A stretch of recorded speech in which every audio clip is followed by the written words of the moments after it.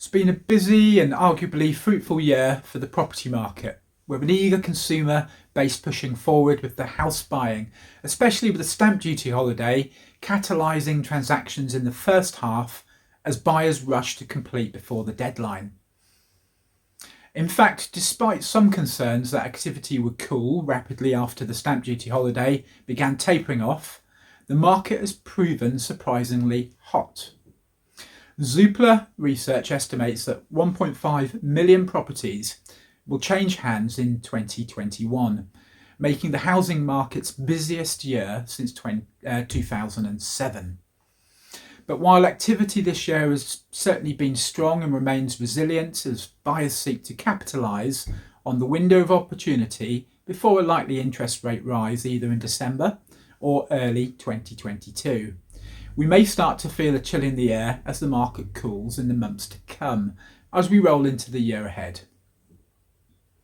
Price growth has skyrocketed over the past year, with the most recent house price index from Nationwide covering October, revealing that house price growth increased by quite a substantial 9.9% year on year in the month. This is coupled with a statistic which will be particularly painful for first-time buyers, that average house prices in the UK have increased by over £30,000 since the pandemic struck. It's certainly more sour news for prospective buyers looking to get on the ladder, particularly with the ongoing challenge of saving for a reasonable deposit. In October, the Office for National Statistics, the ONS, reported that annual wage growth in June to August 2021 are sitting at 7.2% for total pay, including bonuses, and 6% for regular pay, excluding bonuses. In real terms, adjusted for inflation, total pay drops to 4.7% and regular pay to 3.4%. The disparity between earnings, savings and rising house prices, not to mention the increasing cost of living, puts a significant burden on first-time buyers that looks set to continue into 2022. A further caveat of the ONS data is that wage growth is affected by base and compositional effects that should be interpreted with caution due to comparing current wage growth to the low base period last year when negative pay growth rates were seen during the height of the pandemic. In effect, wage growth is likely worse off than it appears, making affordability even more of an issue for savers and therefore new buyers. Homeowners looking to see appreciation on their properties will perhaps be more pleased with the rise in property values, but this will have a knock-on the prices of any potential property that they may wish to see or purchase if they choose to jump back into the market, offsetting gains on a potential sale. Whilst house prices were expected to stabilise over the course of the year, this certainly hasn't happened, as also reflected in the most recent Halifax HPI, showing that average prices have continued to rise for the fourth consecutive month.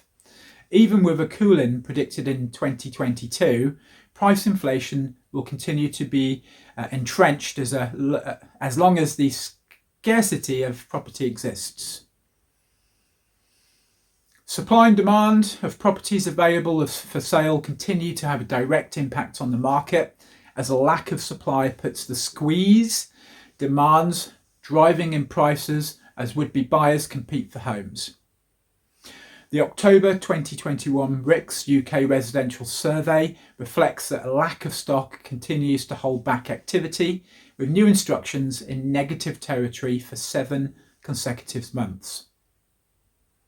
As a consequence, competition for property is fierce, with Property Mark's latest housing report for September suggesting that there is now, on average, 20 buyers available on every property for sale. That's a pretty insane figure that shows that the market is heavily weighted against buyers, as noted by the On The Market CEO Jason Tebb, who said it's the best sellers market we've seen in decades.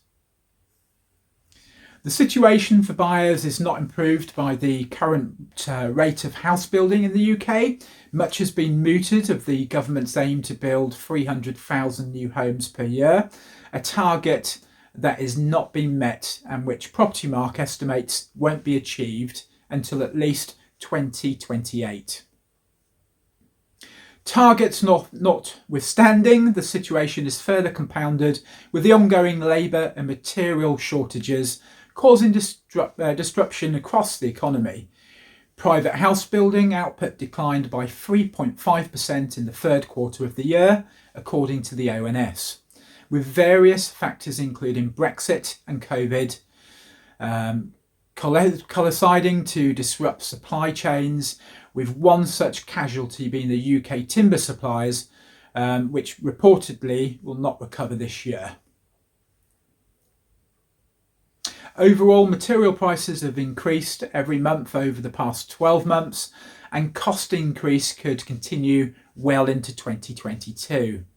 Reform policy and politics. A new year usually ushers in new policies, with the revolving door of the Housing Minister in full swing.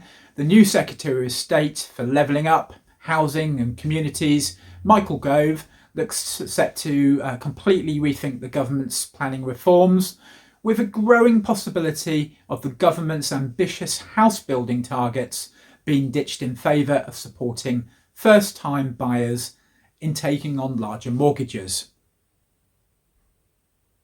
Perhaps they realise that such targets will be impossible to meet, so better to remove them altogether, though it does cause conflict between the government's competing promises to both build and to transform Generation Rent into Generation Buy.